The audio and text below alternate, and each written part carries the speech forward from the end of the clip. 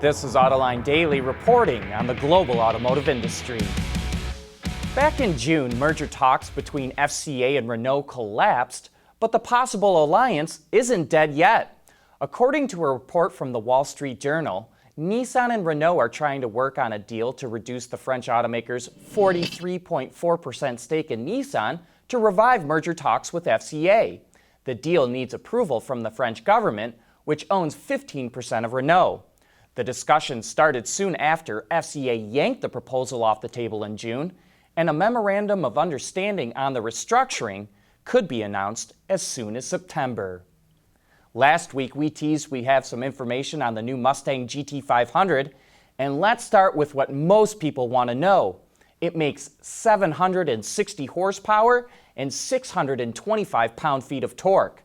The hand-built 5.2-liter V8 is based on the GT350 engine. It has the same bore and stroke, but Ford touched just about everything.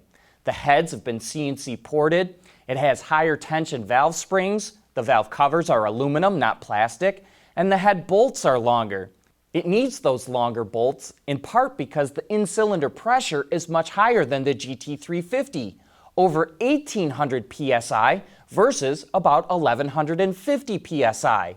The head gaskets also required an extra active layer to improve sealing. Compression ratio on this engine is 9.5 to 1. But of course, the biggest difference between the two engines is the 2.65-liter supercharger from Eaton that sits on top of the GT500 engine. Ford picked the reverse flow supercharger with an air-to-water intercooler mounted on top because it was able to shove the assembly down in the V of the engine, which allowed it to keep the hood height lower. The supercharger makes 12 psi. And as you can bet, cooling both inside and out of the engine is very important. With the ability to corner at 1.5 Gs, the 11-quart oil pan features active baffles to keep the oil below the pickup tube. The openings in the front fascia are 50% larger than the GT350, and it features a total of 7 coolers or heat exchangers. The car actually has enough cooling to support 800 horsepower, but all the power from the engine passes through a 7-speed wet DCT from Tremec. There's 5 driving modes to help the driver get the most out of the car depending on the situation. In sport mode, the shifts are faster than the blink of an eye at 80 milliseconds, but in drag mode, the shifts are actually slower to get the maximum power to the rear wheels. Ford is only given a 0 to 60 time in the mid 3-second range, but did say the car will do 0 to 100 and back down to 0 again in 10.6 seconds. The GT500 will be on sale this fall with an all-in starting price of just under $74,000. Dana is a global automotive supplier. Since 1904, we have been finding a better way by providing technologies that propel our vehicles into the future. And today, we are developing the technologies that are driving tomorrow's electrified vehicles. Dana, people finding a better way. There's only 3 major car companies that make motorcycles: BMW, Honda, and Audi, which owns Ducati.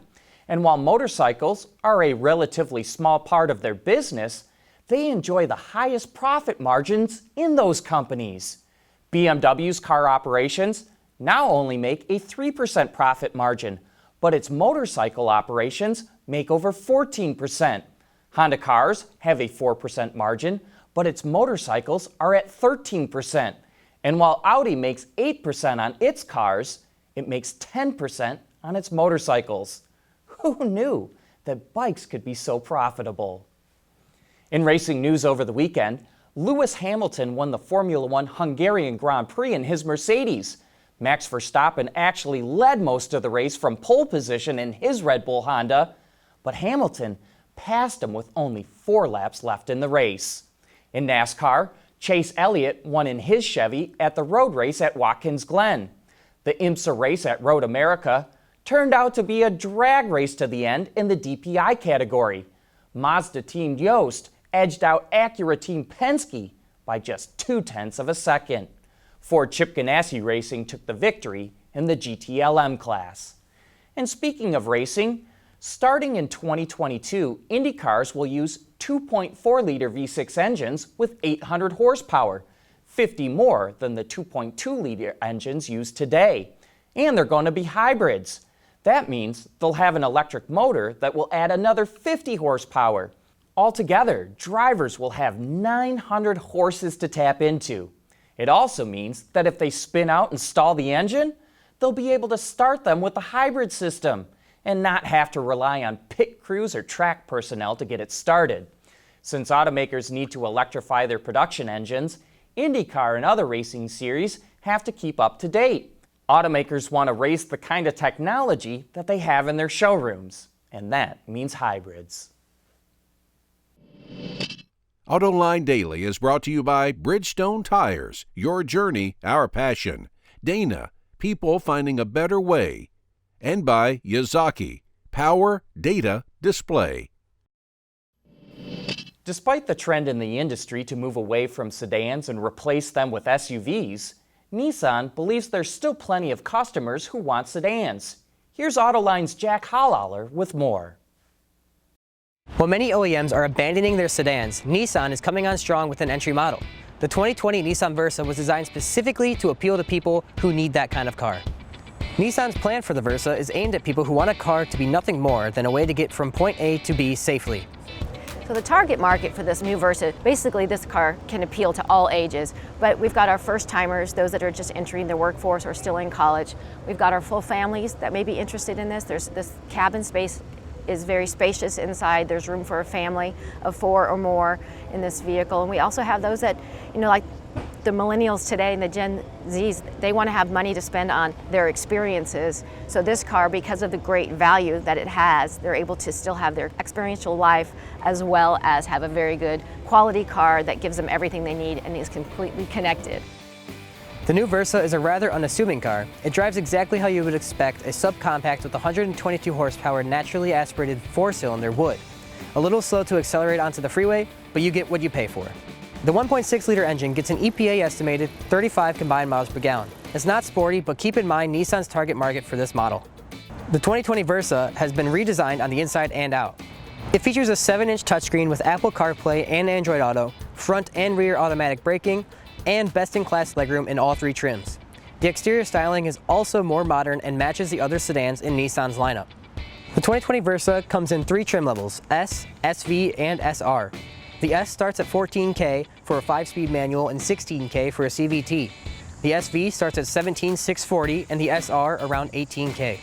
Both the SV and SR can only be optioned with Nissan's new Xtronic CVT. You'll have to add the destination price too, and that will run you an extra $895. The new CVT, what it gives you is a 20% wider lower gear that is going to give you a better performance from a standing start so you can get a quick kickoff. While the Versa isn't exactly an exciting car, it certainly is a great, inexpensive vehicle. It's full of safety options, has decent cargo space, and can get over 30 miles per gallon, all for under $20,000 on any trim level. For Autoline Daily, I'm Jack Hollauer.